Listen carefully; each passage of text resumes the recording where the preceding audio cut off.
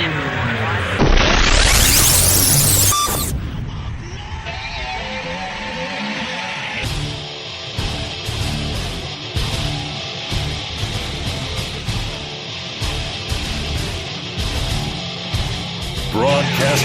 live from the Jersey Shore, it's Coach Kev on the Damage 365 Radio Network.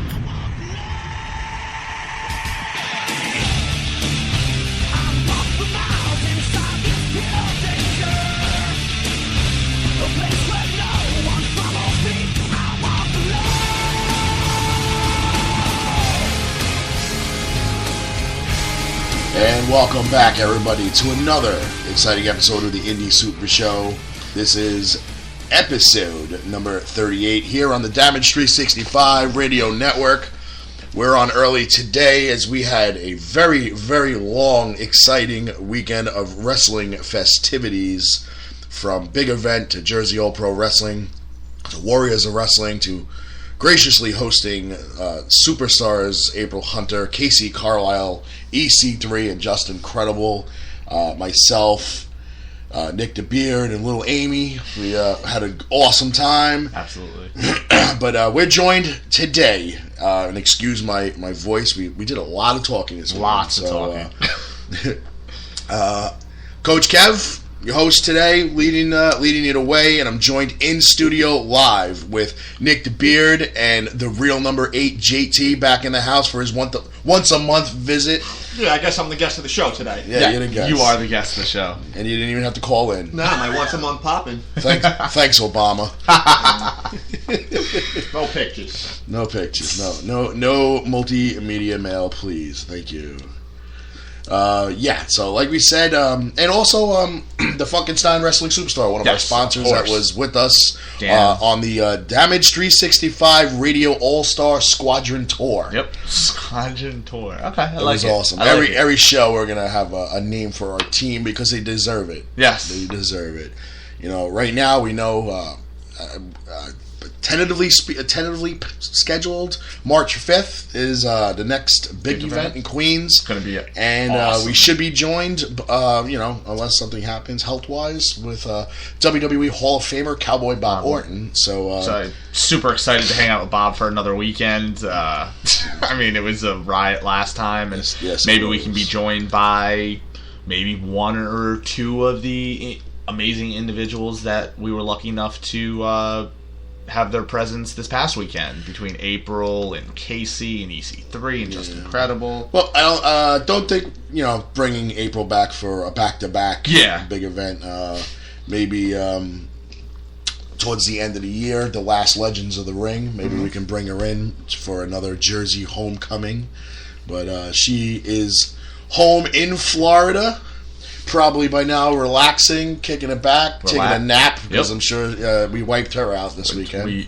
We were all exhausted. I mean, it definitely wasn't as long of a weekend as Legends. We didn't go out to eat afterwards. Sort of. We did a Wawa run. We did a quick Wawa run. But we got home at midnight last night. And bumped into Big Red Rob's father, Big Red Rob Sr. Big Red Rob Sr. at Wawa. No red. Formally. Formally. It was formally red, but whatever he chooses. Rob Sr. We were all up at 5:30, 6 o'clock in the morning. Didn't get even back into the house until midnight. I called it. And I mean, by the time any of us got to sleep, it was probably anywhere from 1 to 2 o'clock. But it was nice to actually wake up this morning and just be able to sleep a little bit. So, and kudos goes out there to Warriors of Wrestling president Joe Bellini, who just in time, 4:27 p.m., just under the gun, sending us the results of Warriors of Wrestling. Joe, we were making fun of you about an hour ago, saying how you weren't going to send us the results. So props on that, Joe. I had no parts of that. I must have not been paying attention because I don't even remember Juba wrestling. Well, dude, we didn't show up till that's right. Yeah, we didn't show up till intermission. I mean, we missed Rude Boy Riley wrestle. Yeah. We missed a bunch of people wrestle. Man, we suck. Well, we had the pleasure of being at Jersey All Pro for the beginning of the Fat Frank. Yeah, well, we're gonna get into that because we're gonna have a 10-bell salute, not only to Fat Frank formerly of Jersey All Pro Wrestling, the promoter and owner, partner, but also another fallen WWE Hall of Famer today. We said he was at the age of 80 years young. Mr. Nick Bockwinkel, passing away today. And I guess we could also do a 10-bell salute for another loss that we had, Ronda Rousey. Rousey. She took a big fall. Hey, I mean, this may not be an MMA show, but I said it from the very beginning. If Ronda tries to stand with Holly Holm, she will go to sleep. She went to sleep. Not saying I picked Holly Holm at all. Yeah, but you know what? Kevin Matthews, who I never agree with, brought up a huge point that I actually agreed with.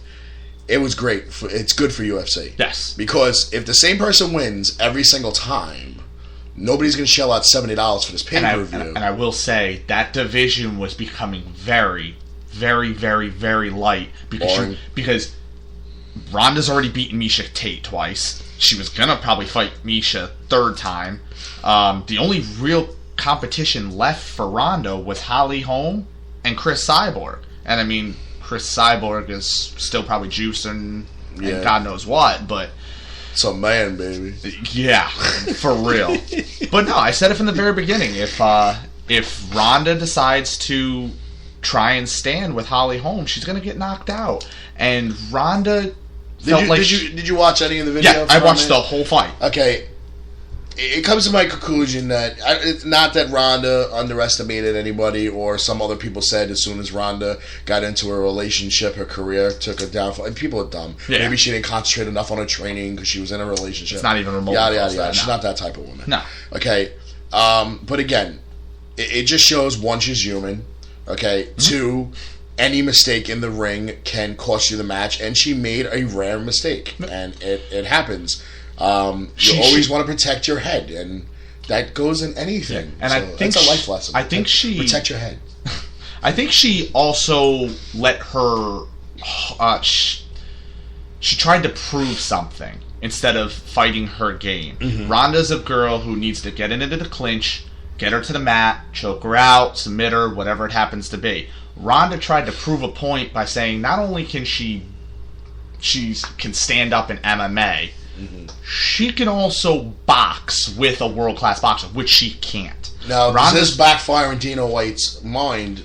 I think Dana was in a corner crying last night. Dana White, he lost. He lost the moneymaker, the breadwinner of the division. But I still say Ronda comes back. She trains, she comes back, and then she's probably going to whoop Molly because she's going to totally learn from her mistakes, and it's not going to happen again. However, wait, this is what I want to say. Bottom line. He brought in a former boxer. Yep. Okay? Probably trying to prove a point that MMA UFC can whoop boxing any day of the week. Yep.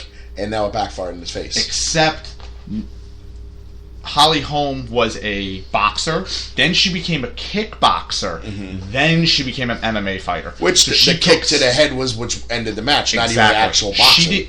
She took the steps to get into MMA. And it's not like she went right from boxing to MMA with no fights in between like James Toney tried to do against Randy Couture years ago. She held a belt in one other organization and then won 4 fights in the UFC before she fought Ronda. So it wasn't like she got thrown right in from boxing to MMA. She had her work cut out for her leading up to the Ronda fight. And I will give all the credit in the world to Holly Holm. She's a phenomenal competitor, amazing athlete, and she was very, very humble, and so was Ronda. And I was very happy that Ronda was very humble at the end of the match. Well, this is going to make her drive now even worse, if that's even possible. That she's, like I said, when this rematch happens, I have a funny feeling Ronda's going to kill her. However, I don't see Ronda being in that octagon for a while. I see her taking time off. I see her going to film a couple movies, and we'll see her maybe about a year and a half. See, normally I would say but being so determined that she is and feeling so embarrassed, I think now she's definitely got something to prove to herself more than anybody. I might agree with you that because UFC 200 is supposed to be in July. Biggest event in UFC history. And it has it set up so perfectly that you could have 3 title fights that night. Right. You could have Ronda versus Holm 2. You could have Weidman versus whoever he's fighting, or whoever the welterweight championship, not welterweight, middleweight championship is, and then you could possibly have a Conor McGregor Jose Aldo rematch because they fight in if he shows up, 3 or 4 if Aldo shows up. So you could possibly have 3 title fights in July for UFC 200. On top of that, Aldo won. On top of that, you might also see a CM Punk debut. As we've heard, sort of segueing a little bit into wrestling, CM Punk, rumor has it from Dana White last night, that he's hoping for Punk before summer, but if I was Dana White, make that money, put him on that UFC 200 card as your first or second fight, and then you have your 3 title fights as well. You are going to make bank on that card. I hope he gets his ass kicked. He's going to get his ass kicked. I love Punk. No, he's not. I'm telling you right now, he's not taking this lightly, and he will show up to that fight, and he will win. I'm not saying he's going to look So what, they're going to spoon feed him? Like, I don't think they're going to spoon feed him. I think they're going to give him a good competitor. Dana doesn't have bums on his roster, though. I don't know. I just can't. Look, I'm all about, these athletes going and trying something else, and I supported the whole thing with CM Punk wanting to become a UFC fighter, whatever the case may be. But I just can't see him in this short amount of time against people who've been training their whole life for this, going in. To play devil's advocate here, he has been training in jiu-jitsu and taekwondo for years. He's not coming off of but going into a dojo and kick training and punch training, and then getting into a WWE ring and fake punching, fake kicking, absolutely, and then going into UFC where they kick back, but and they he punch has back been for training. real. By the time he fights, it'll be about 1.5 years straight of training. But against people who have been doing this for 20 years, absolutely. If their face lasted that long, I just think he is that motivated to succeed in this sport. He's not only doing it for fun, he's doing it for a challenge, and I think he is athletically enough good. I'm not saying he's going to be a Brock Lesnar where he wins a championship in the UFC. I think the divisions that he's competing in are way too good, whether it be welterweight or middleweight. But I just have a feeling he's going to win. He'll win a couple fights in the UFC, and then maybe down the road, never say never, we might see him back in a wrestling ring. You never know. I don't even think Brock Lesnar was that successful in UFC. Oh, what? He didn't have his record wasn't impressive. It was like 4-3. No. He beat Heath Herring, Randy Couture, right? Randy Couture was already Shane Carwin. Wasn't Randy Couture already on his way out at that point, almost retiring Hall of Fame? I mean, but still, Randy was still a great athlete. He shouldn't have been in the heavyweight. He shouldn't have been a heavyweight. He should have been a light heavyweight at 205.